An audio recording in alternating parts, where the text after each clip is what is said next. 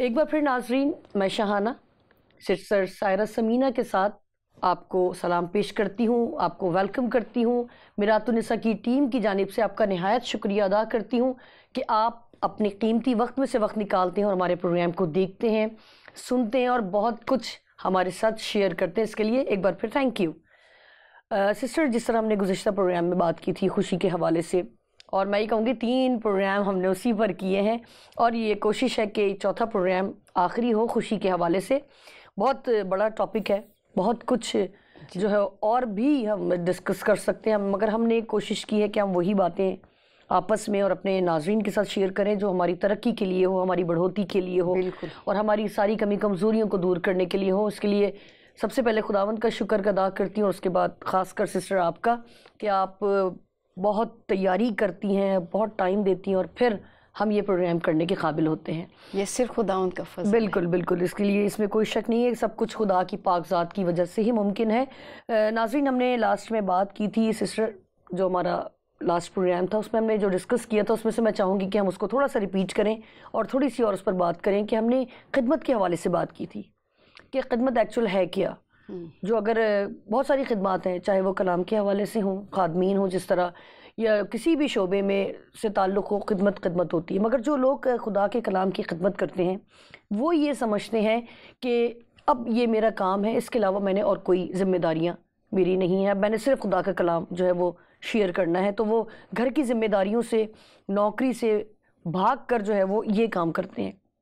مگر یہاں پر آپ نے بہت خوبصورتی کے ساتھ گزشتہ پروگرام میں بھی اور بہت سارے پروگرامز میں ہم نے ڈسکس کیا ہے، پیدائش جو ہماری توریت کی پہلی کتاب ہے، اس میں جب خدا نے آدم کو خلق کیا تو اس نے اسے 2 ذمہ داریاں دیں، اور جب اس نے وہ اپنی جاب کو جو ہے وہ بہترین طریقے سے پورا کیا، بڑی وفاداری کے ساتھ کیا، تب خدا نے اسے انعام کے طور پر تحفہ دیا، عورت کو بنایا، حوا کو بنایا، تاکہ اب وہ اس کی ذمہ داری بھی پوری کرے۔ تو میں چاہوں گی آپ خدمت کے حوالے سے تھوڑا سا اور ڈیٹیل میں بتائیں، پھر میں اگلے کوشچن کی طرف بڑھوں گی۔ مسیح یسوع کے نام میں تمام بہن بھائیوں کو سلام۔ جی شاہانہ، اگر ہم بات کریں خدمت کی تو خدمت کا لفظ نکلا ہے خادم سے۔ خدمت کا مطلب ہے کام کرنا یا نوکری کرنا، اور یہ خدمت میرے سوچ کے مطابق یا میرے خیال کے مطابق 3 قسم کی خدمت ہے۔ ایک خدمت وہ ہے جو گھر میں ہم کرتے ہیں، چاہے وہ مرد کرے یا عورت کرے۔ ایک وہ خدمت ہے جسے ہم نوکری کہتے ہیں نا، جہاں ہم ڈیوٹی کرتے ہیں، چاہے وہ اسکول ہو، ہاسپٹل ہو، کالج ہو، کہیں پر بھی۔ اور ایک خدمت ہے جو ہم کلام کی خدمت کرتے ہیں، جو ہم چرچ میں کرتے ہیں۔ میرے خیال کے مطابق، میری سوچ کے مطابق، کہیں پر بھی نہ تو معاشرے میں کوئی ایسا قانون ہے، نہ کلام مقدس میں ایسا قانون ہے جہاں حد بدیوں کو یہ کام آدمی کو کرنا ہے، یہ کام عورت کو کرنا ہے۔ گھر کے سب کام آدمی بھی کر سکتے ہیں، عورت بھی کر سکتی ہے، اور بچے بھی کر سکتے ہیں، بوڑھے بھی کر سکتے ہیں۔ اسی طرح نوکری کی ہاں ایک حد ہے کہ نوکری کرنے کے لیے گورنمنٹ کی طرف سے ایک حد مقرر ہے کہ اس عمر کے لوگ کیا کر سکتے ہیں، نوکری کر سکتے ہیں۔ پھر خدمت، کلام کی خدمت کا بھی ایسا ہی ہے کہ جب خدا بلائے، خدا بلاتا ہے، مقرر کرتا ہے، پھر ہم کلام کی خدمت کرتے ہیں۔ اور جیسے کہ پچھلے پروگرام میں ہم نے دیکھا تھا کہ خدا کا بندہ پولس رسول کہتا ہے کہ جو گھر کا انتظام نہیں کر سکتا وہ کلیسیا کی خبر گیری کیسے کرے گا۔ تو اگر وہ لوگ جو کلام کی خدمت کرتے ہیں وہ گھر کا کام کاج بھی کریں، اور وہ اپنی بیوی کی یا اپنی ماں کی یا اپنے بچوں کی مدد کرتے ہیں، تو میرا نہیں خیال ہے کہ کلام مقدس میں یہ کہیں منع ہے یا یہ کہنا کہ وہ یہ کام نہیں کر سکتے۔ ہاں، اگر کسی کو خدا نے با آواز کہا ہو، یا خدا نے کسی کو با آواز کہا ہو کہ تو یہ کام نہ کرنا، پھر تو وہ نہ کرے۔ لیکن اگر وہ گھر پر ہے اور وہ سارا وقت تو کوئی بھی دعا نہیں کر رہا ہوتا، سارا وقت کوئی کلام بھی نہیں پیش کر رہا ہوتا، ایک مخصوص وقت ہوتا ہے جب ہم دعا کرتے ہیں، جب ہم کلام پڑھتے ہیں، ہم خدا سے رفاقت رکھتے ہیں۔ تو جتنی دیر تک ہم خدا سے رفاقت رکھنے، ہم کلام پڑھیں، دعا کریں، کلام پیش کر رہے ہیں، وہ وقت تو ٹھیک ہے، آپ خدا کے ساتھ گزار رہے ہیں۔ لیکن جو وقت آپ باقی کا وقت ہے، کوئی دن میں 24 گھنٹے تو دعا نہیں کرتا اور نہ کلام پڑھ رہا ہوتا ہے، تو جو باقی کا وقت ہے فضول میں لیٹے رہنا یا بیٹھے رہنا یا گفتگو میں ادھر ادھر ٹائم ویسٹ کرنے سے بہتر ہے کہ ہم اپنے ماں کا یا بیوی کا ہاتھ بٹائیں اور گھر کے کام ہم کریں. اور گھر کا کام میرا خیال ہے کہ سب کو کرنا چاہیے، کیونکہ کام کرنے سے ہی ہم کرتے ہیں. اگر آپ اس میں ایک حوالہ پڑھ لیں تو میرا خیال ہے کہ یہ بہت بہتر رہے گا. دوسرا تسالونیکیوں 3 باب اور اس کی 10 آیت. خدا کے پاک کلام میں لکھا ہے، اور جب ہم تمہارے پاس تھے اس وقت بھی تم کو یہ حکم دیتے تھے کہ جسے محنت کرنا منظور نہ ہو وہ کھانے بھی نہ پائے. تو وہ شخص جو محنت نہیں کر رہا، کوئی کام نہیں کر رہا، کلام مقدس کہتا ہے اس کو کھانا بھی نہ دو. تو ہمارے وہ لوگ جو کام نہیں کرتے ان کو بھوک بھی زیادہ لگتی. تو خدا کا کلام دیکھیں، محنت ہر قسم کی محنت ہے. کلام کی میں کام کرتے ہیں تو اس میں بھی ہم محنت کرتے ہیں، گھر کے کام کو محنت ہے. تو ہمیں محنت کرنی ہے. اپنے گھر کو صاف ستھرا رکھنا یا اپنی بیوی کی مدد کر دینا، اپنی ماں کی مدد کر دینا، یہ محبت کا اظہار ہے. اور اس سے جو خوشی ایک بیوی کو ملتی ہے اور اس سے جو ایک خوشی ماں کو ملتی ہے، اس کا کوئی نیم و بدل نہیں ہے. اگر آپ ان کے کام میں ان کا ہاتھ بٹائیں تو میں تو درخواست کروں گی اپنے تمام بہنوں سے، اپنی تمام بیٹیوں سے، اپنے بھائیوں سے، بیٹوں سے کہ آپ کے پاس وقت ہے، بلکہ وقت نکالیں اور اپنے گھر کے کاموں میں حصہ لیں. گھر کے کام کریں. آپ دیکھیں کہ جب آپ دونوں مل کے کام کریں گے تو گھر میں کتنی برکت آئے گی. اور جب آپ کی بیوی یا ماں یا بیٹی گھر میں واپس آتی ہے اور گھر کو سمٹا ہوا دیکھے، سنبھلا ہوا دیکھے، اگر اس کے لیے آپ نے چائے بنا دیا یا پھل کاٹ کے رکھ دیا تو خوشی کی انتہا نہیں ہوگی. یسوع مسیح کے بارے میں بھی ہم دیکھتے ہیں کہ مسیح یسوع بھی اپنے جسمانی باپ کے ساتھ وہ کارپینٹر کا کام کرتا تھا. جی بالکل، یہ بہت بڑی مثال ہے ہمارے لیے، نمونہ ہے کہ اگر ہم یہ سوچیں کہ خداوند یسوع مسیح نے خدمت کا کہا ہے تو انہوں نے یہ بھی کر کے دکھایا ہے. کہا نہیں بلکہ کر کے دکھایا کہ 30 سال تک انہوں نے اپنی ساری گھریلو رسپانسبلٹیز پوری کی. باپ کا ہاتھ. ایک اور بات، جب یسوع مسیح جی اٹھے اور جی اٹھنے کے بعد جب وہ جھیل پر گئے اور شاگرد مچھلیاں پکڑے تھے تو یسوع مسیح نے وہاں پر مچھلیاں ان کے لیے بنائی اور پھر اس نے کہا آؤ بچوں کھا لو، آؤ بچوں کھانا کھا لو. تو یسوع مسیح نے بھی اپنے شاگردوں کے لیے کھانا تیار کیا. تو یسوع مسیح جو استادوں کا استاد ہے، خداوندوں کا خداوند ہے، مالکوں کا مالک ہے، اور اس سے بڑی خدمت کون کرے گا؟ کون سا؟ ہم اس سے بڑھ کر تو ہو ہی نہیں سکتے، سوال ہی پیدا نہیں ہوتا. تو ناظرین اس نے اپنے شاگردوں کے لیے کھانا تیار کیا اور کہتا ہے بچوں کھا لو. یوحنا کی انجیل کے آخری باب میں لکھا. جی بالکل. اب میں سمجھتی ہوں اس سے بڑھ کر تو اور کوئی بات ہو ہی نہیں سکتی. بے شک آپ خدمت کریں، اور میں یہ سمجھتی ہوں کہ خدا کے کلام کی خدمت کے لیے ایک زندگی بہت کم ہے، مگر خدا نے اگر ہمیں اس دنیا میں بھیجا ہے تو خدا نے پھر ہمیں اس دنیا میں بھیج کر یہ کہا ہے، ہمیں یہ سمجھانے کی کوشش کی ہے کہ ہمیں دنیا کو بھی اور دین کو بھی دونوں کو برابر رکھنا ہے، متوازن طور پر چلنا ہے. اور اگر کشتی سمندر میں اترتی ہے تو ہمیں اس کے پانی کو کشتی میں نہیں لانا، ورنہ ہم ڈوب جاتے ہیں. تو اس دنیا میں رہ کر خدا کے کلام کی منادی ضرور کریں، کیونکہ یہ ہمارا فرض اولین ہے کہ ہم جا کر خدا کے کلام کو سنائیں، یسوع مسیح کا نام پھیلائیں. مگر یہ بھی ضروری ہے کہ ہمارے خداوندوں کے خدا نے کر کے دکھایا کہ ہمیں اپنی گھریلو ذمہ داریاں بھی جو ہے وہ بڑی اچھی طریقے سے فرما برداری کے ساتھ اور خوشی سے، سب سے بڑھ کر خوشی سے ہمیں سب کچھ کرنا ہے. اور خدا نے عورت کو بھی نہیں کہا، میں یہاں پر عورتوں کے لیے بھی ضرور کہوں گی کہ انہیں بھی نہیں کہا کہ آپ اپنے گھر کی ذمہ داریوں کو چھوڑ کر صرف کلام کی خدمت کریں یا صرف منادی کے لیے نکل جائیں. اگر ہم یہاں پر سسٹر مریم اور مارتھا کی بات کریں، میں چاہوں گی کہ آپ اس پر بات کریں. ہاں، مریم اور مارتھا کے لیے لکھا ہوا ہے کہ وہ کیا کرتی تھی. اچھا، یسوع مسیح وہاں پر لکھا ہے کہ یسوع مسیح اکثر بیتنیہ جاتے تھے، اور یسوع مسیح اکیلے نہیں ہوتے تھے، ان کے ساتھ 12 شاگرد ہوا کرتے تھے. اور کلام مقدس میں نہیں لکھا، لیکن ہم سوچ سکتے ہیں 2-4 اور بھی آ جاتے، ہو سکتا ہے. اور لکھا ہے کہ مارتھا ان کی کیا کرتی تھی؟ خدمت کرتی تھی، اور وہ خوشی کے ساتھ، بالکل خوشی کے ساتھ یسوع کے لیے، اس کے شاگردوں کے لیے اور دیگر لوگوں کے لیے، اور ہمیں نہیں معلوم کہ مارتھا کے گھر میں اور کتنے لوگ ہوتے تھے، ان کے لیے خدمت کرتی تھی. یہاں پر بھی میں ایک چھوٹی سی بات کروں گی، پھر ہم اگلے کوشچن کی طرف بڑھیں گے. کہ میں یہ سمجھتی ہوں کہ اگر آپ کچھ بھی کرتے ہیں، چاہے وہ ایک گلاس پانی ہی کیوں نہ ہو، یا چاہے کوئی 2 گھنٹے کی آپ کی کوئی جاب ہی کیوں نہ ہو، جو کچھ بھی کریں خوشی سے کریں. پھر آپ دیکھیے گا کہ کوئی بھی پرابلم دنیاوی طور پر آپ کے جیون ساتھی کی وجہ سے یا آپ کی وائف کی وجہ سے یا آپ کے سسرال کی وجہ سے آتی ہے، آپ دیکھیے گا سب کچھ جاتی رہے گی، کیونکہ آپ جو کچھ بھی کریں گے اور خوشی سے کریں گے تو خدا ضرور آپ کے اس کام میں برکت دے گا. آمین. میں چاہوں گی سسٹر اب ہم اس سوال کو ڈیل کر لیں اور اس کے بعد مجھے لگتا ہے کہ پروگرام کا ٹائم بھی ختم ہو جائے گا. سسٹر میں چاہوں گی آپ اس سوال کا جو جواب ہے وہ ذرا تفصیل سے دیں تاکہ میں بھی سیکھوں اور میرے ناظرین بھی سیکھنے والے ہوں کہ اگر خاندان کے سربراہ کی کمائی خوشی کا باعث ہے تو پھر بھی اس کے باوجود، کیونکہ ہم نے پچھلے اپنے سارے سوالات میں یہی ڈسکس کیا ہے کہ خاندان کے سربراہ کی کمائی سے خوشی آتی ہے، اور جب وہ اگر جس طرح ہم نے اپنی بات کی تھی کہ ہم اگر اپنے بچپن میں چلے جائیں، ہمارے والد کماتے تھے، بچے چھوٹے تھے، والد کی کمائی سے ساری ضروریات بھی پوری ہوتی تھی اور ہم خوشی بھی مناتے تھے، ضیافتیں بھی کی ہیں، سالگرہ بھی سیلیبریٹ کی ہے، بہت کچھ کی ہے. مگر اب اگر ہم بات کریں اس کے باوجود اب ہمیں خوشی کہیں نظر نہیں آتی، اس کی کیا وجہ ہے؟ شاہنہ میں یہ کہوں گی کہ کچھ خاندانوں میں خوشی ہے، اور وہ خوشی کس کے باعث ہے؟ خدا کی وجہ سے، ہے نا. خوشی پھر سے وہی بات، خوشی خدا کی طرف سے آتی ہے، خوشی خدا دیتا ہے. اب کچھ خاندانوں میں، سب میں نہیں، کچھ خاندانوں میں ہمیں خوشی نظر نہیں آتی. اس کی چند وجوہات ہیں. اس کی چند وجوہات تو سب سے پہلی بات جو میں آپ کو کہوں گی وہ ہے ہماری زبان.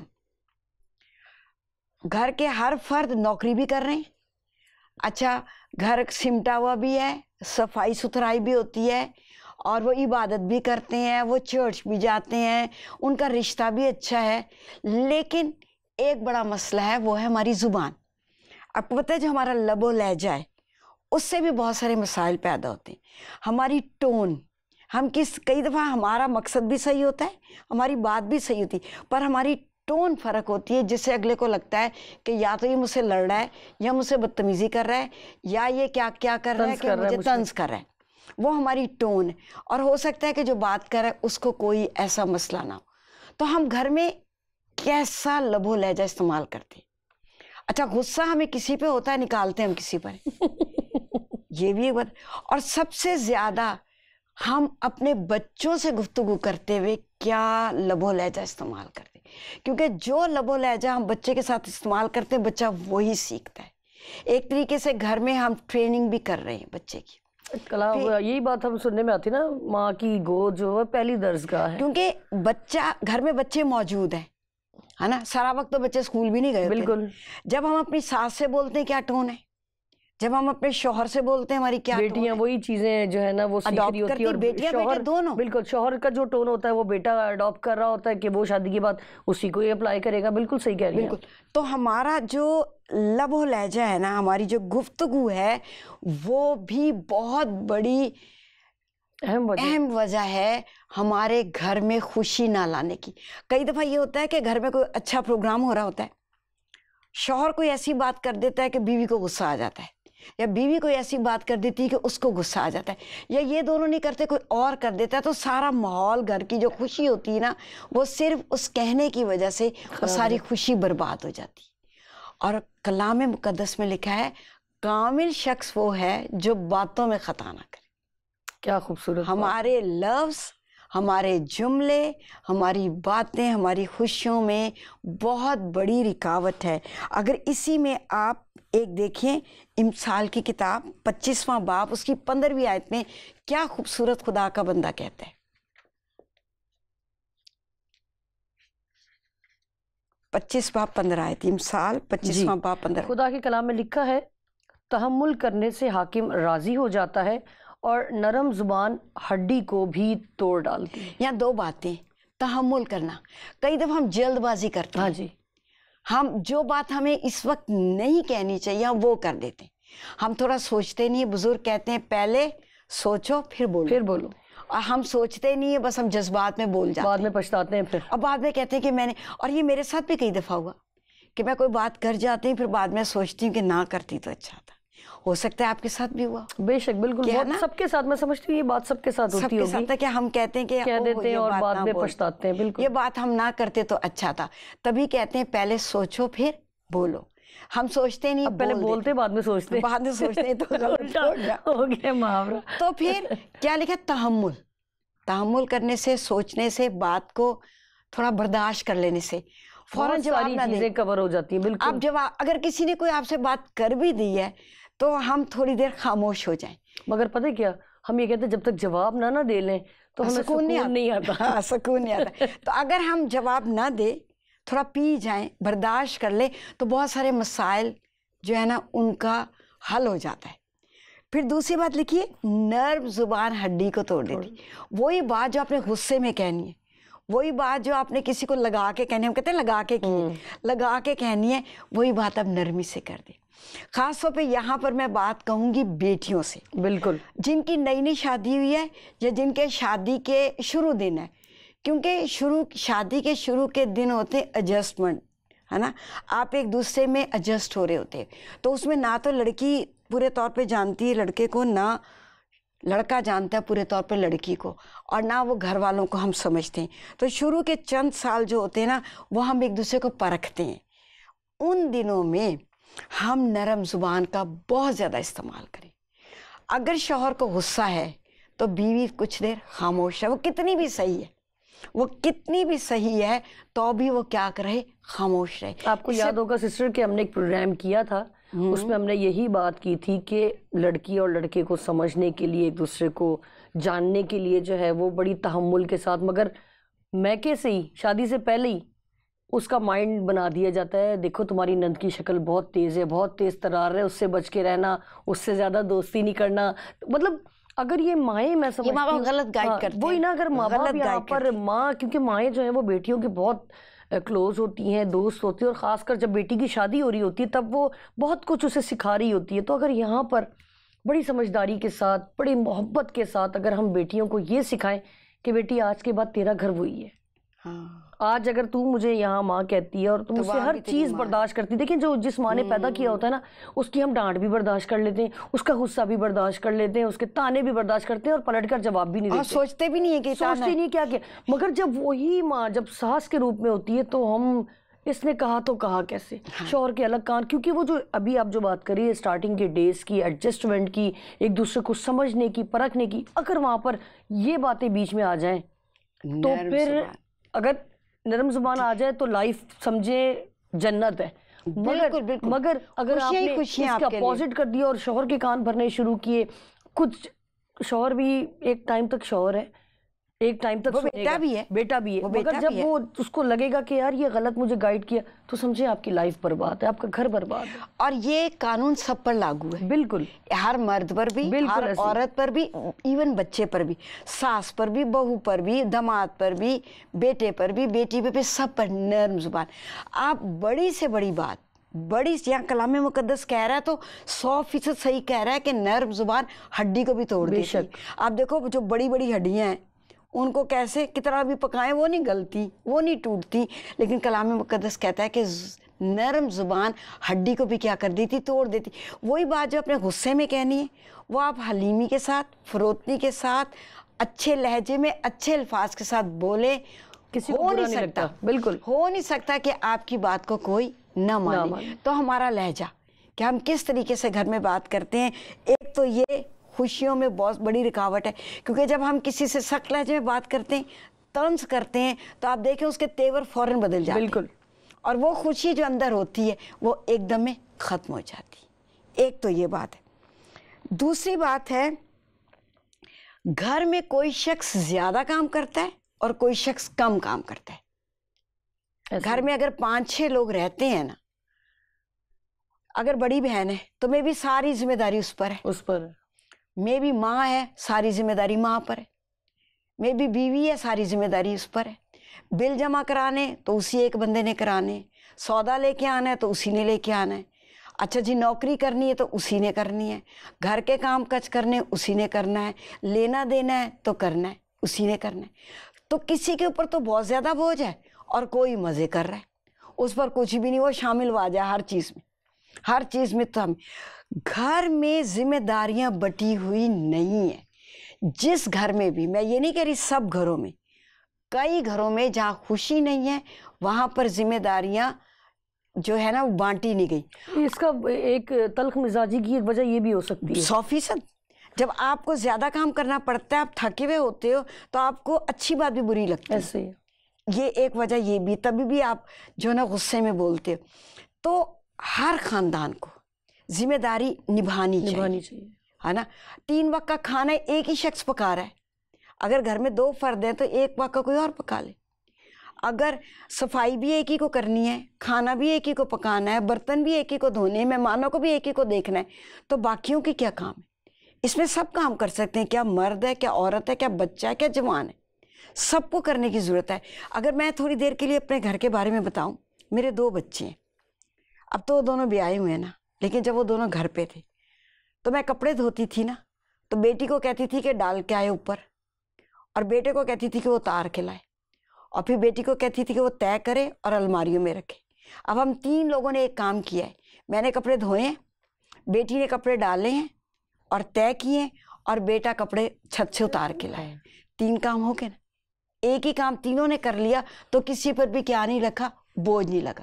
اگر ایک ہی شخص دھوئے بھی, ڈالے بھی, اتارے بھی, طے بھی کرے, تو پھر دسترخوان لگنا ہے, کھانا کھایا جا رہا ہے, میں نے کھانا پکایا ہے, تو اگر میں نے بیٹے کو کہا ہے تو دسترخوان لگا دے, اور بعد میں بیٹی کو کہا ہے اٹھا کے تو برتن دھو دے. 3 لوگوں نے کام کیا, کام بٹ گیا, ایک کے کام نہیں ہو گیا. اس معاملے میں میرا خیال ہے مغربی جو رہائشی ہیں وہ زیادہ اس معاملے میں سمجھتی ہوں کہ انہوں نے بڑا مینٹین رکھا ہوا ہے کہ جس نے اپنا اگر پلیٹ گندی کی ہے اسی نے ہی دھونا ہے, اپنا کام خود کرنا ہے, تو وہ بڑا اچھا سسٹم ہے. وہاں ایسا کچھ بھی نہیں ہے کہ سارے کام جو ہے نا عورت نے کرنے ہیں اور سارے کام اس نے کرنے, سب کو کرنے ہیں. پھر یہ بھی میں سوچتی ہوں کہ وہاں پر بھی کچھ نہ کچھ ضرورت ہے, ڈیفینیٹلی بالکل پرابلم, کیونکہ انسان تو سب جگہ رہتے ہیں, تو وہاں بھی کچھ نہ کچھ مسائل ہوں گے.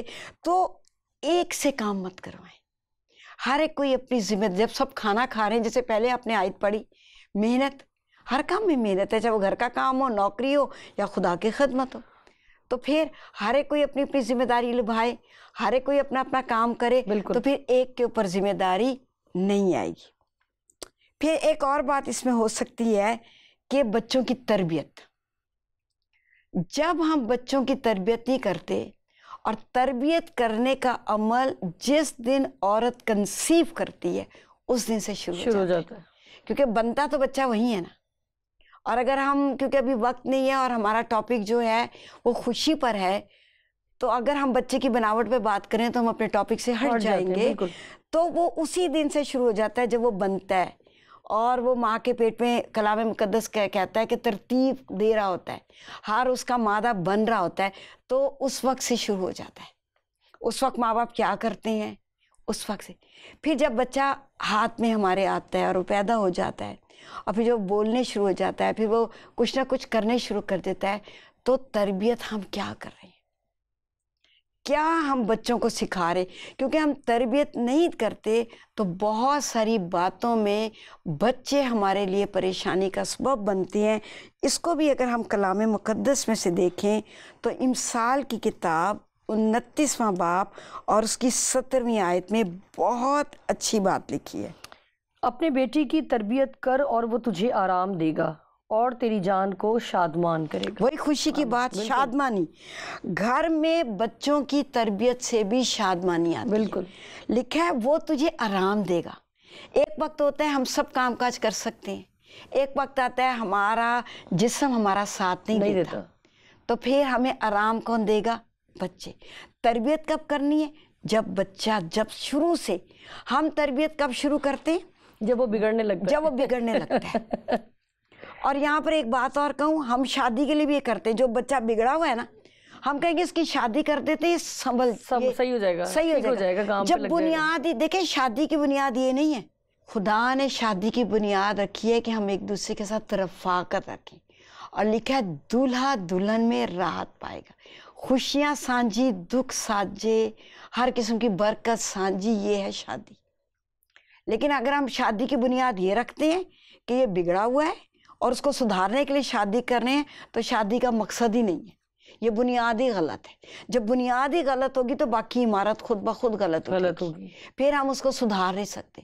اور شادی سدھارنے کا نام نہیں ہے کہ ہم کوئی بگڑا ہوا ہے تو ہم اس کی شادی کر دیں سدھر جائے گا. وہ کوئی کام کاج نہیں کرتا ہے, شادی کر دیں وہ ذمہ دار ہو جائے گا, تو پتہ لگا الٹا ہی ہو گیا. پھر وہ ساری ذمہ داری, بالکل 100% ایسے ہی ہوتا ایسا ہے, ساری ذمہ داری کس پر آ جاتی؟ لڑکی پہ آ جاتی. اگر لڑکی پہ بھی نہ آئے تو ماں باپ پر خود پر آ جاتی. صحیح بات ہے. وہی پھر لڑکی کو بھی پالتے ہیں, وہی اس کے بچوں کو بھی پالتے ہیں, اور وہ پھر کچھ بھی نہیں ہوتا. کچھ نہیں ہوتا, ایک وقت کا بھی پورا نہیں ہوتا تو 2-3 وقت تو بڑی دور کی بات ہے. رونا پٹنا اور فاقی یہی میں سب تو یہاں ماں باپ کو کہوں گی, جب تک کہ آپ کا لڑکا کماتا نہیں ہے اور ذمہ داریوں کو نبھانے کے لائق نہیں ہو جاتا, آپ اس کی شادی مت کریں, کیونکہ یہ بنیاد غلط ہے. کسی کی بیٹی کو لا کر آپ اس کو تکلیف دیں گے تو آپ بھی کبھی بھی خوش خود بھی نہیں ہو دکھ سکتے. سہیں گے, خود بھی دکھ سہیں گے.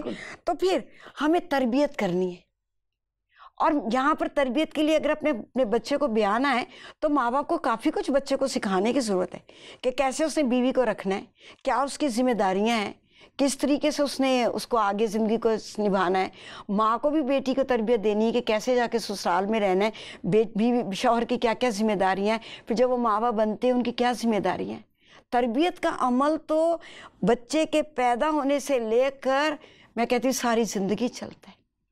تربیت کے لیے ہمارے پاس بہت اچھی مثال منوہا اور اس کی بیوی کی ہے کہ جب منوہا کی بیوی کو خدا کا فرشتہ کہتا ہے کہ تو حاملہ ہوگی اور تیرے بیٹا ہوگا, تو وہ اپنی شوہر کو جا کے بتاتی ہے, اور شوہر اور دونوں مل کے دعا کرتے ہیں کہ خدا کا فرشتہ پھر آئے اور آ کر ہمیں بتائے کہ اس بچے کا کیا طور طریقہ ہوگا. پھر فرشتہ آتا ہے اور فرشتہ پھر ان کو بتاتا ہے کہ کیا اس کا طور طریقہ ہوگا اور ساری ہدایات دیتا ہے. اگر ہر ماں باپ جب بچہ کنسیو کرتے ہیں تو کہے خداون جو بچہ دیا ہے بتا اس کے کیا طور طریقے ہوں گے, تو خدا کا پاک روح بتاتا ہے. اور اسی طرح ربکا نے بھی خدا سے پوچھا کہ جب اس کا وقت پورا ہو گیا اور بچے پیدا ہونے کو تھے تو خدا سے پوچھتی ہے کہ سب کیا ہے, تو خدا کہتا ہے 2 قومیں تیرے پیٹ میں. بے شک خدا بھی ساری ہدایت دیتا ہے نا. تو اسی طریقے مگر ضروری ہے نا کہ ہم رجوع تو کریں, پوچھیں, ماں باپ سے پوچھیں. تو مسائل جب پیدا ہوتے ہیں جب ہم کلام مقدس سے ہٹ جاتے ہیں, ایسے ہی, اور وہ چیزیں جو خدا کے ایک مقدس کلام میں لکھی ہیں ان کو ہم بھول جاتے ہیں. ایسے ہی. اگر اس کو ہم مشرِ راہ بنائیں, اس کے مطابق ہم دیکھیں اور ڈھونڈیں, اور ڈھونڈنے کے لیے خدا کا کلام ہے, خدا کے لوگ ہیں, ہم ان سے جا کے پوچھیں, تو میرا نہیں خیال ہے کہ ہمیں رہنمائی نہیں ملے گی. بے شک, یہ بہت شکریہ سسٹر, میں نہایت شکر گزار ہوں آپ کی, اور یہاں پر آخر میں ناظرین آپ کی بھی شکر گزار ہوں, اور ضرور یہی بات کو دوبارہ کرنا چاہوں گی کہ خدا کا کلام ایسا ہے کہ ہم اندھیرے میں ہوں تو روشنی کی کرن اس میں سے ملتی ہے, بھٹکنے لگیں تو راستہ اس میں سے ملتا ہے, گمراہ ہونے لگے تو راہ اس میں ہے. سب کچھ آپ کو خداوند کے زندہ کلام میں ملتا ہے, مگر شرط یہی ہے کہ ہم اس کے پاس آئیں, رہنمائی کے لیے دعا کریں, تو خدا ہماری مدد کرنے کے لیے ہر وقت تیار ہے. اگلے پروگرام میں جس طرح 4 پروگرام آپ کے ساتھ شیئر کیے ہیں خوشی کے حوالے سے, اب ہم بات کریں گے اصولوں کی. کون سے اصول, کیسے اصول جب ہم اپناتے ہیں تو ہماری زندگی خوشگوار ہوتی ہے, اور کون سے اصول اپناتے ہیں تو ہمارے گھرانے برباد ہوتے ہیں. اگلے پروگرام میں ملتے ہیں اسی وقت اسی جگہ. ہماری تمام کانٹیکٹ ڈیٹیلز آپ کی اسکرین پر نمایاں ہیں. کوئی بھی مشکل ہو, کوئی بھی سوال ہو, ہم حاضر ہیں, ضرور رجوع کیجیے گا. خدا حافظ.